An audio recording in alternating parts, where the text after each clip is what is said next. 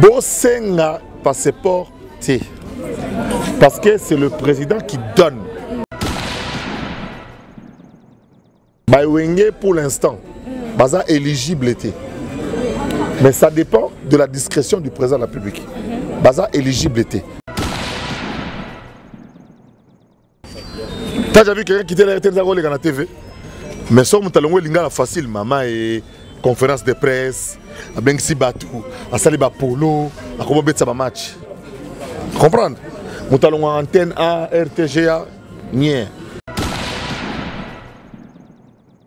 Oye Madrid, ministre Biso Modéron Simba Sali appelle Nangai pour une expertise dans Zanango, vu la relation dans Biso Malé. Boye cop Nanga, tout le baka cop Nanga, et puis les gens vont critiquer Ngai. Il y a une autorisation, il y a Madrid, na fino comme à Madrid, sans Zakari. Ce qu'on a fondé sur ma boue pour Dubaï. L'homme na Tongo, dans un rendez-vous na ministre des Affaires étrangères.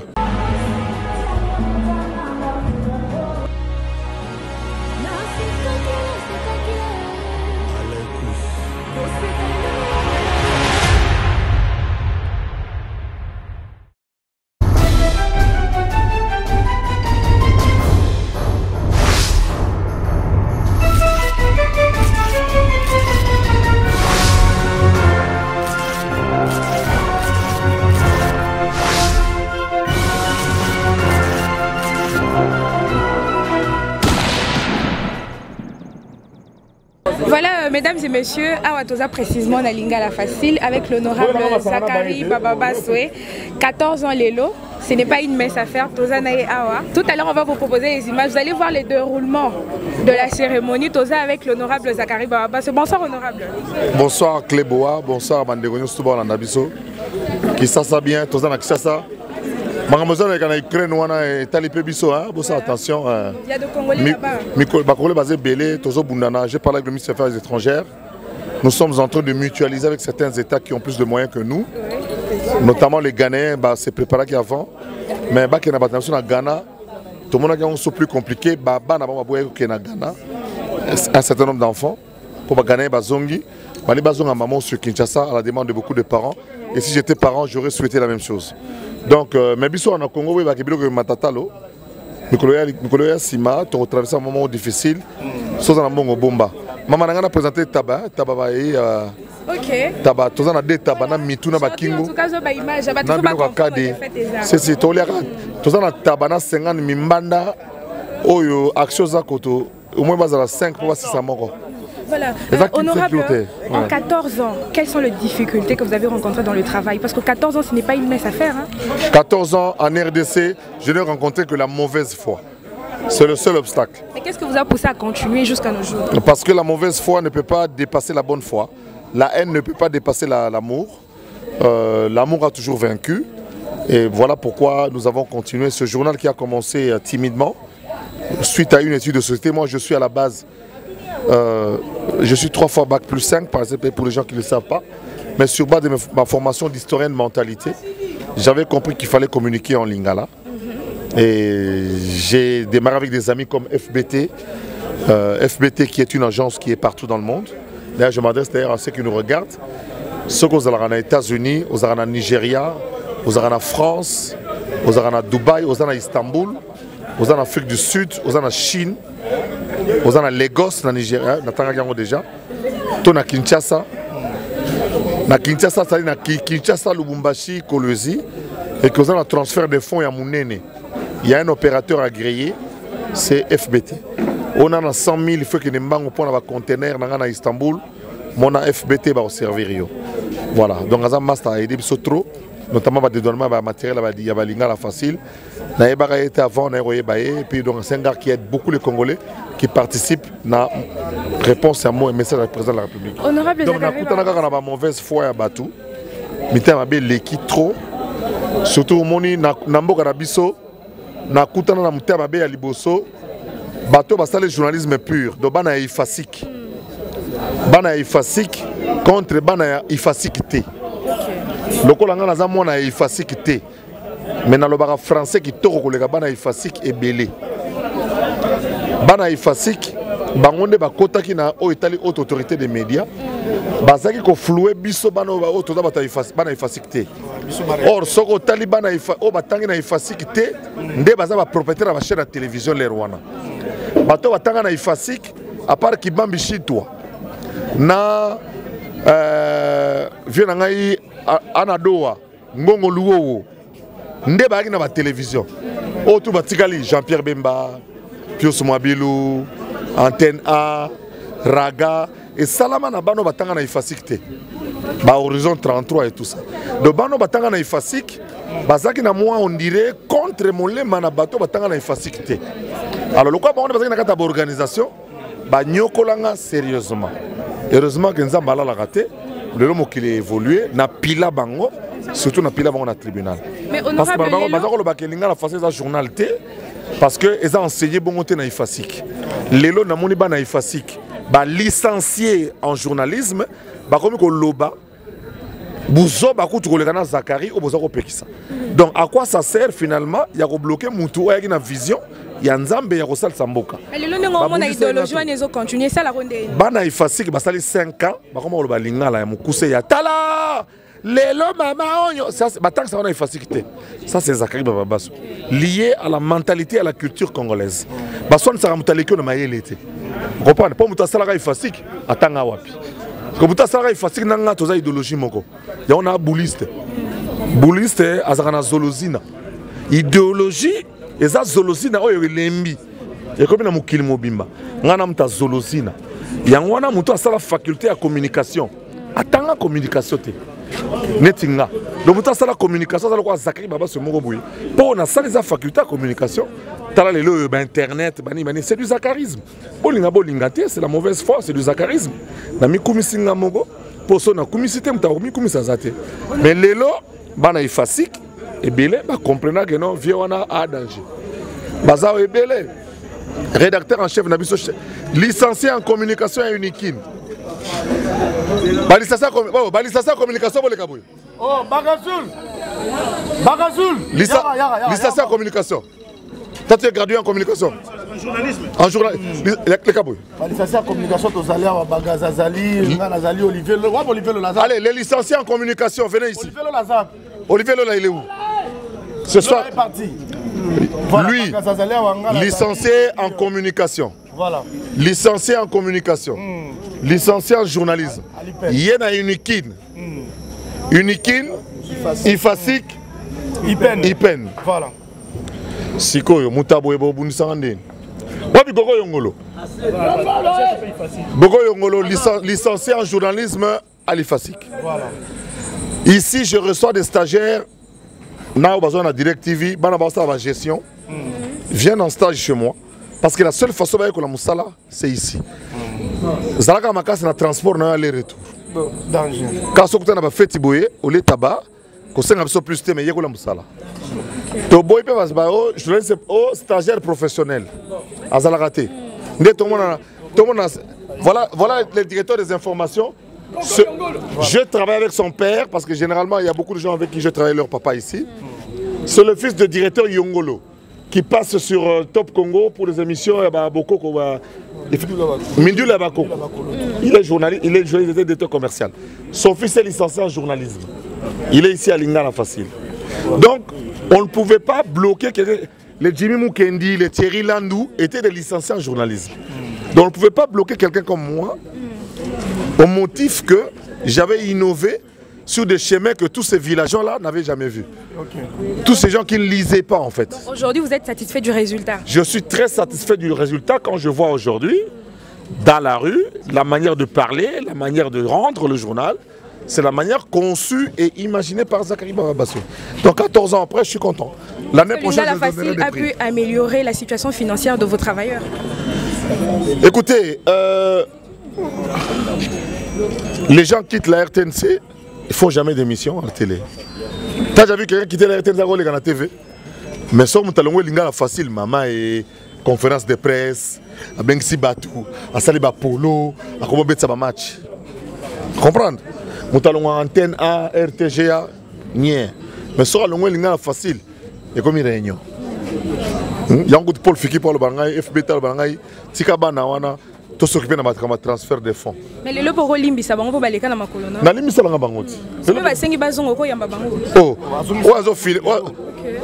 Oazo filmer oazo ngene. Baza mbale msoso. Christophe Boko. Yara. 2 personnes d'ailleurs. Bozonga na bino. Bozonga na bino po kuna ba comprendre de bino te.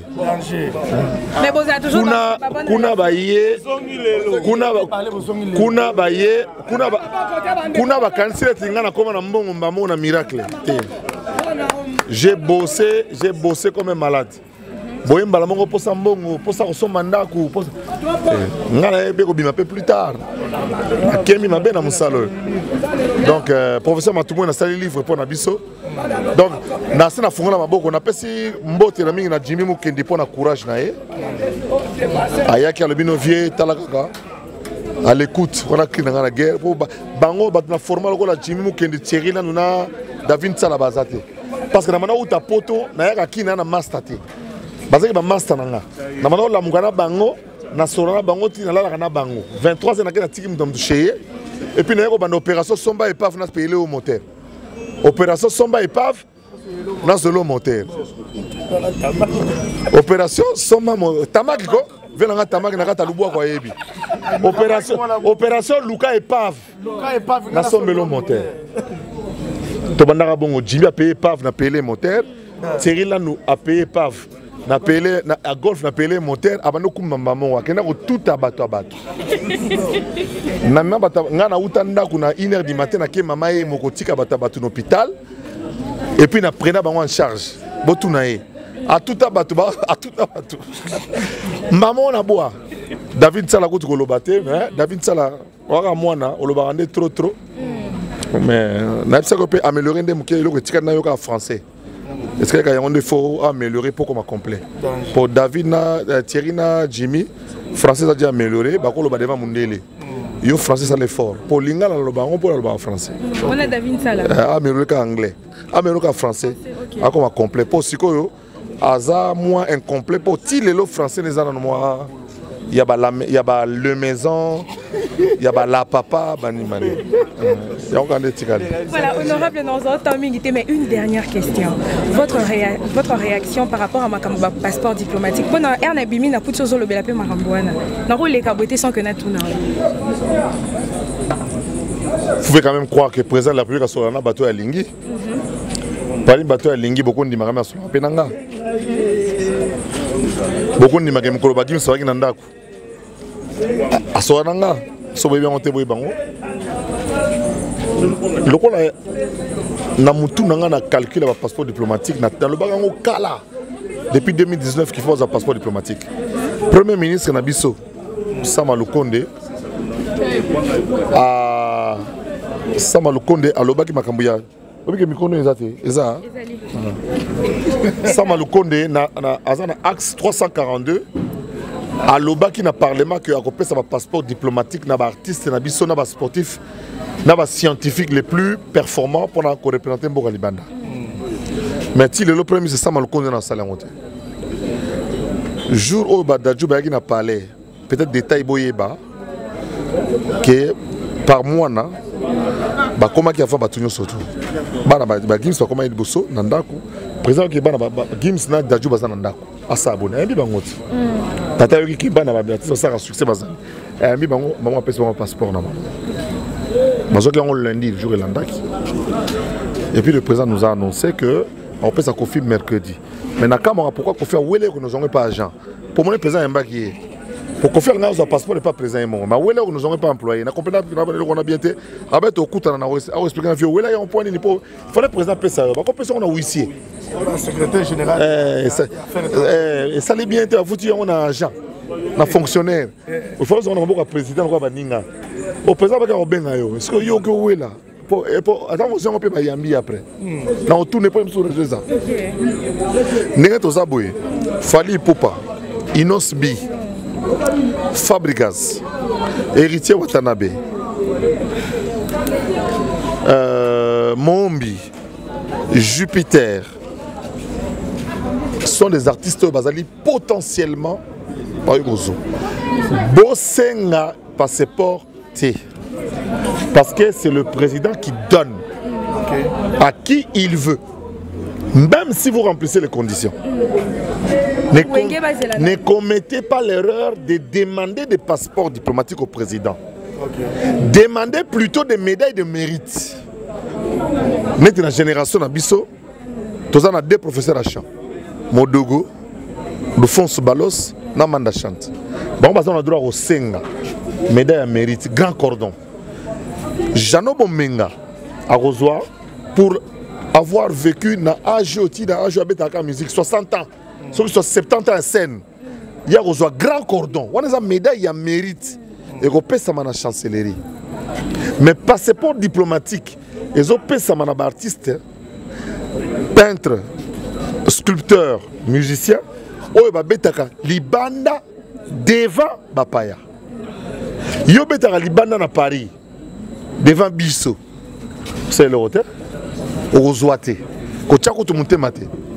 Donc Wenge penza ba Zoate. Dans le Biboé. Ba Wenge pour l'instant. Baza éligible était. Mais ça dépend de la discrétion du président de la République. Baza éligible était.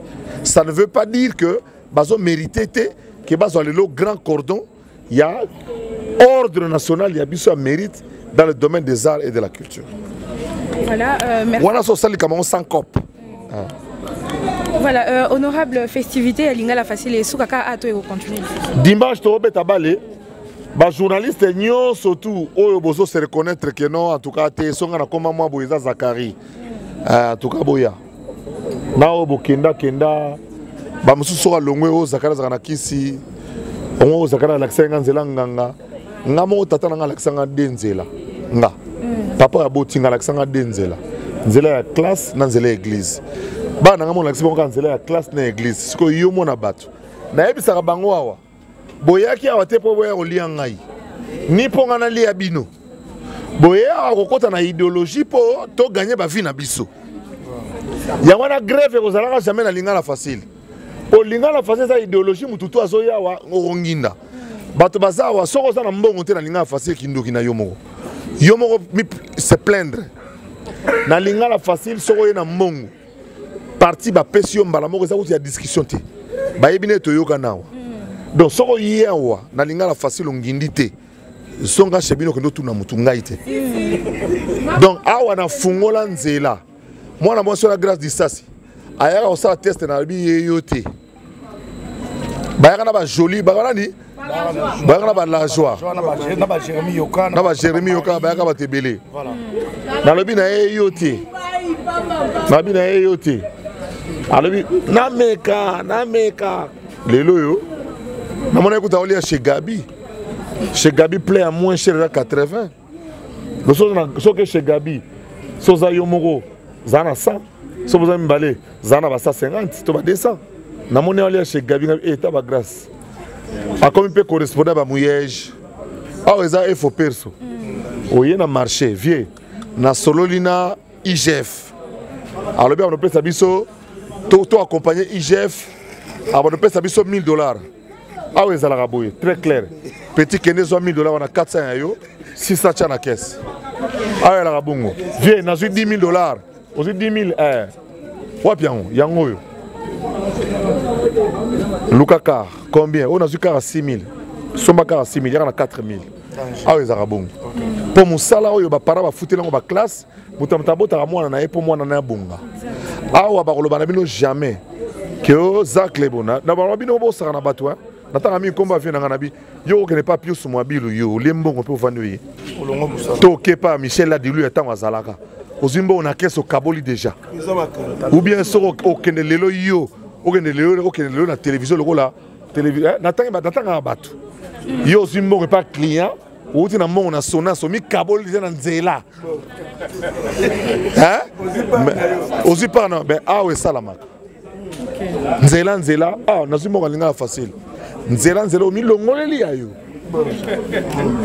oui la biso etikali voilà merci soko bato bongo mutabongo nde mutifo bo combattre mutabongo nde mutifo bo tia bakal mutabongo nde mutifo bo boya na créer de logique ko sa role rappel journaliste au compé ta télévision au compé na nino Eliezer aye na kodiembe la coupe na ngai na Madrid puis aleki na TV abando finga ngai ndeko Lézère moni Madrid c'est moi soko yaki pour na comme ça qu'on a filmé ça yango Dubaï banda depuis le 1er octobre muta s'intéresser na wazati na koti makambo mars ba tutu ba roye Madrid soko yoye okomi ndo sala émission contre ngai vous avez gentil au moni poto grâce à Zakari okomi député grâce à Zakari oyaki na vélo au liambo on a na futelo ba loyer ta ba ngai télévision ya Malumbala na la posa lo bangote mère apekisa ngai bakanga télévision Lumbala wa na l'ex émission na yo pesa même pas un kato komi wapi na pesa ki une fois mo l'ex chaque jour na biaza na mwasi na bana balia banengo ko sama ma poison aux États-Unis nzo ko nos réfugiés poza mukanda ya mabete mais na lingite botiko dera botiko tubula ngai po ngai nzambe na bunda po na komande nazali oye Madrid ministre biso modéron simba sala appel na ngai pour une expertise on azanango vu ba relation zanango biso mbale boye cop nanga to baka cop nanga et puis les gens na vozo critiquer ngai yo ngoz autorisation ya Madrid na fino ko na Madrid sans Zakari ce qu'on a fungoli sur mabo pour na Dubaï lobi na tongo nazana rendez-vous na ministre affaires étrangères pour to fungola masole za munene kongo za mboka munene to kokena na batute to ne to banga to ko banga dépense te po to na nzala to ko banga mbaute po kuna exposition universelle. Tout le pays s'expose. Le mot est exposition universelle. Exposition mondiale. T'as la stand des États-Unis, même Angola, le plus beau stand, c'est le stand de l'Angola.